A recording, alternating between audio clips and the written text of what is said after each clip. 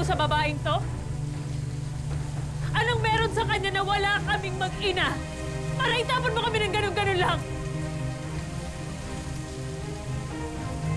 Sumagot ka!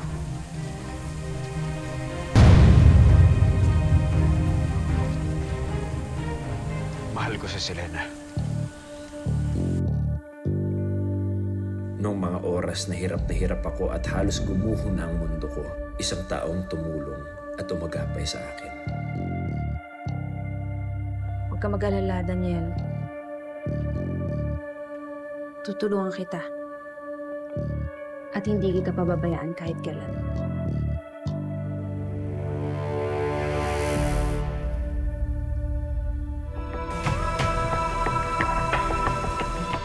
Sign these goddamn papers, Daniel. Now the money is gone, and your signature is all over this fraud. You're going to prison for this. Sa huli, ako ang naiiwang baon sa utang. Noong mga panahong mag-isa ako sa ibang bansa.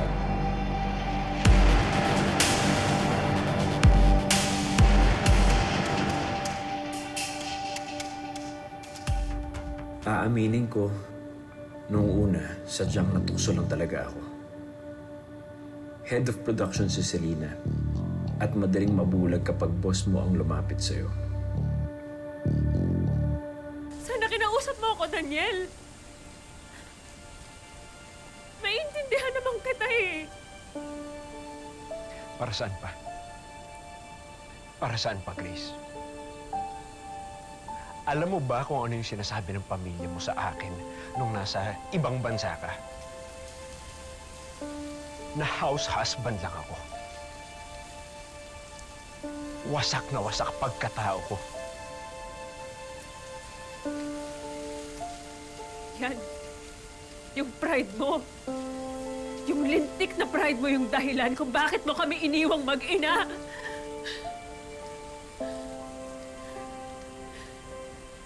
Ngayon, mamili ka. Si Selena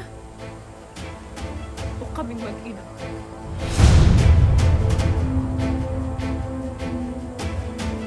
Sorry, Grace.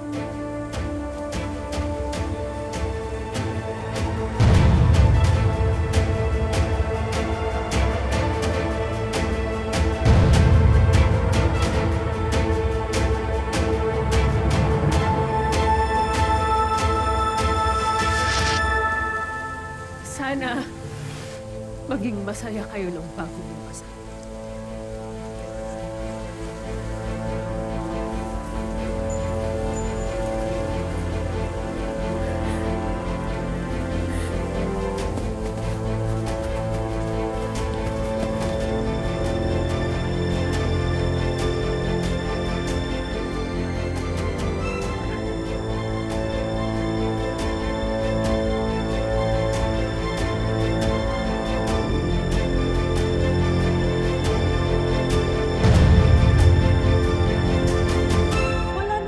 Mas sasakit pa sa sinapit ni Grace.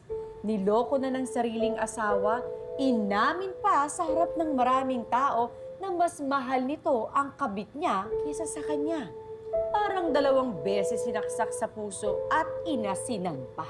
Pag-isipan niyo yan habang sinusundan natin ang pagwawakas ng ating kwento dito lang sa Tadhana.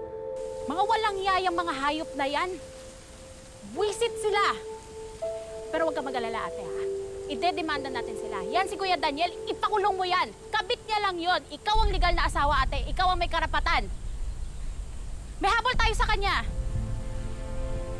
Para saan pa, Jelay? Para ibaba lalo yung sarili ko? Ano para saan, ate?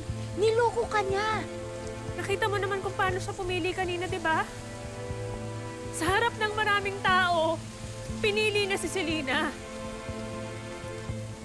He made his choice. At hindi ko na kayang makasama pa yung lalaking yun. At ayoko na rin mag-aksaya pa ng panahon sa kanya. Gusto ko lang pagtuunan ng pansin yung anak ko. Oh, sige. Anong plano mo ngayon? Paano kayo ni JJ?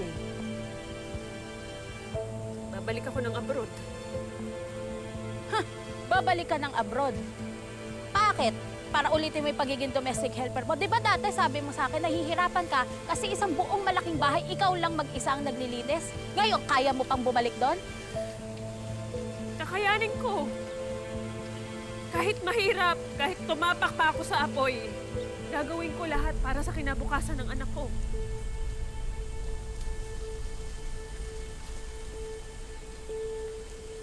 Paano si JJ? Iwan mo na naman mag-isa yung anak mo. Kailangan eh. Ito lang yung paraang alam ko para mabuhay yung anak ko eh. Kapag naman nakaluwag-luwag, babawiin ko rin naman siya. Kukunin ko siya dun.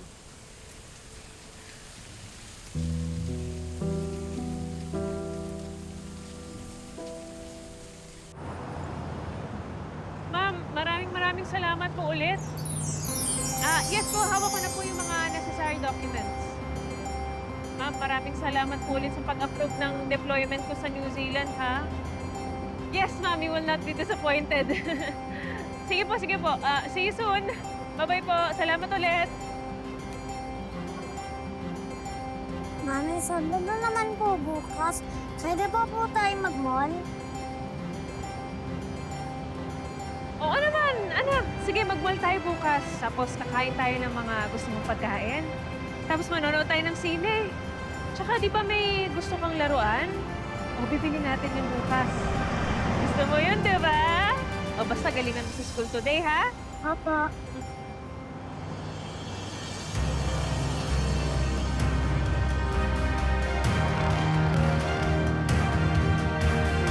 Maraming salamat sa pagsama sa ating istorya sa Tadhana. Nakaka-relate ka ba sa ating mga bida? Nako, i-comment mo na yan para sa iba't ibang kwento na punong-puno ng pag-asa at inspirasyon.